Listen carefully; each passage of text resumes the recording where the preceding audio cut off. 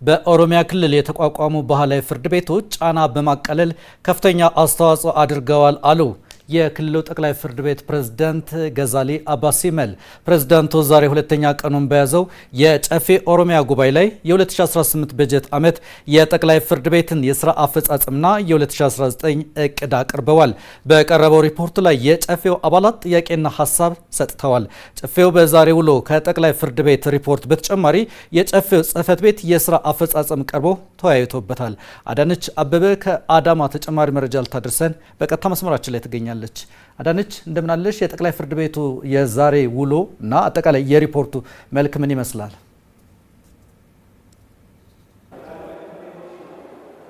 አመሰግናለሁ ላይኩን፣ እንዴት ዋልክ?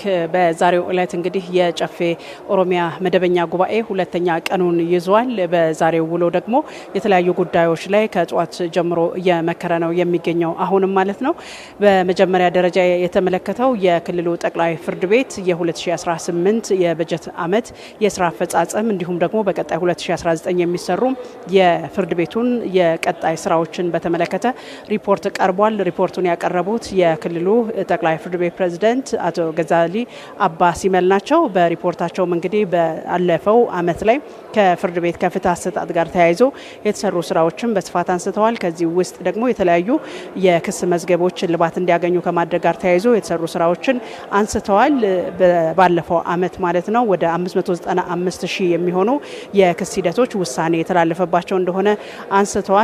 የፍርድ ቤት የአገልግሎት አሰጣጥ ከጊዜ ወደ ጊዜ የህብረተሰቡን እርካታ ለመጨመር እየተሰሩ ያሉ ስራዎችንም በሪፖርታቸው አንስተዋል። ከዚህ ጋር በተያያዘ የቴክኖሎጂ ጋር የታገዘ አገልግሎት መስጠት አንዱ እንደሆነ አንስተዋል። ይሄም በፍርድ ቤት ላይ ከዚህ በፊት የነበሩ መጓተቶችን እንዲሁም ደግሞ ልክ ያልሆኑ አሰራሮችን ከማስቀረት አኳያ አስተዋጽኦ ማድረጉን አንስተዋል። ከዚህ ውስጥ በስፋት ከተነሱ ጉዳዮች መካከል በዋና ፍርድ ቤቶች በተለያየ ደረጃ በሚገኙት ከሚሰሩ ስራዎች ባለፈ በኦሮሚያ ክልል ባህላዊ የፍርድ ቤት ከተቋቋመ ጊዜ ጀምሮ በክልሉ ወደ 7,000 የሚደርሱ ባህላዊ ፍርድ ቤቶች አሉ። በእነዚህ ፍርድ ቤቶች ደግሞ ህብረተሰቡ ባለበት ቦታ ላይ የተለያዩ የፍትህ ስርዓቶችን ያገኘ እንደሆነ ተናግረዋል። በባህላዊ መንገድ ላይ የራሱ የነበረውን እሴት በማጠናከር ሲሰራበት የነበረ ነው። ይሄ ደግሞ ፍርድ ቤቶች ላይ የነበረውን የፍትህ አሰጣጥ እንዲሁም ደግሞ የመዝገቦች ብዛትና ጫናዎችን ያቃለለ ጥሩ ተሞክሮ እንደሆነ በሰፊው ተነስቷል ማለት ነው። ይህንን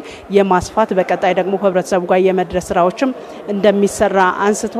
ከዳኞች ጋር በተያያዘም እንደዚሁ የዳኞችን ህብረተሰቡን በሚገባ ባላገለገሉት ላይ እንዲሁም ህገወጥ ስራ ውስጥ በገቡት ላይ አስተዳድራዊና የተለያዩ ደረጃ ያላቸው ውሳኔዎችን ማሳለፉና እርምጃዎችን መውሰዱንም እንደዚህ አንስተዋል። ከ300 በላይ የሚሆኑት ላይ የተለያየ ደረጃ ያለው ውሳኔ መተላለፉን ያነሱበት ነው። በቀጣይ ደግሞ በፍርድ ቤቱ በተለይ በጠቅላይ ፍርድ ቤቱ በተለያየ በክልሉ በሚገኙ ፍርድ ቤቶች ላይ የሚሰጡ የፍትህ አገልግሎቶች ቀልጣፋ፣ ተደራሽና ህብረተሰቡን ያረኩ እንዲሆኑ ለማድረግ የተለያዩ ስራዎች እንደሚሰሩ የቀጣይ 2019 እቅድ ላይ የተቀመጠ ነው ማለት ነው። ከዚህ ውጪ በቴክኖሎጂ የታገዘ አሁን ዘመኑን የሚመስል አገልግሎት ተደራሽ ለማድረግም በቀጣይ የተጠናቀረ ስራ ይሰራል። የባህላዊ ፍርድ ቤቶች ጋርም ተያይዞ የመጣው ውጤት በቀጣይ ይበልጥ ለማሳደግና በብዙ አካባቢዎች ላይ ተደራሽ ለማድረግ እንደሚሰራም እንደዚሁም አንስተዋል ማለት ነው። እንግዲህ ከፍርድ ቤት ጋር በተያያዘ በተነሳው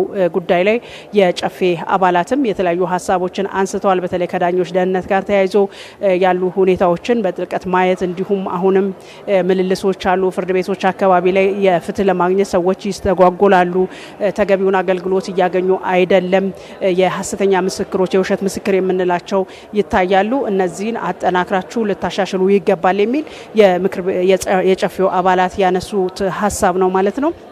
ከዚህ ውጪ እነዚህን ከታረመው 2019 የተሻለ የፍትህ ስርዓት ይዘረጋል የሚል እምነት እንዳላቸው አንስተዋል። ከዛ በመቀጠል የጨፌው ዋና ጽህፈት ቤትም ያለፉት የ2018 የስራ አፈጻጸም ምን ይመስላል የሚለው ሪፖርት ቀርቧል። እንግዲህ የተለያዩ አሰራሮችን የሚተገብርበት ነው። በተለይም በተለያዩ አካባቢዎች ላይ በመንግስት አካላት የሚሰሩ ስራዎችን በቋሚ ኮሚቴዎች መካከል በመፈተሽ በማየት ስራዎቹ ምን ያህል ተጨባጭ ህብረተሰቡን ተጠቃሚ እያደረጉ ይገኛሉ የሚለውን የሚያይ ነው።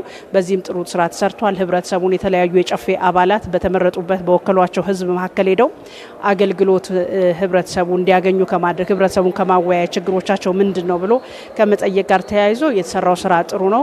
ቀጣይ ደግሞ መስከረም ወር ላይ አዲስ የጨፌ ነው የሚመሰረተው፣ አዲስ አባላት ነው የሚገቡት። እነዚህም ይህንን አጠናክረው መሄድ ይኖርባቸዋል የሚል የጨፌው ዋና አፈጉባኤ አቶ ወይዘሮ ሰዓዳ አብዱረህማን ሀሳብ ሰጥተዋል ማለት ነው። አሁን ላይ የክልሉ የኦዲተር መስሪያ ቤት የአጠቃላይ 2018 የኦዲት ግኝትን በተመለከተ ሪፖርት እየቀረበ ይገኛል።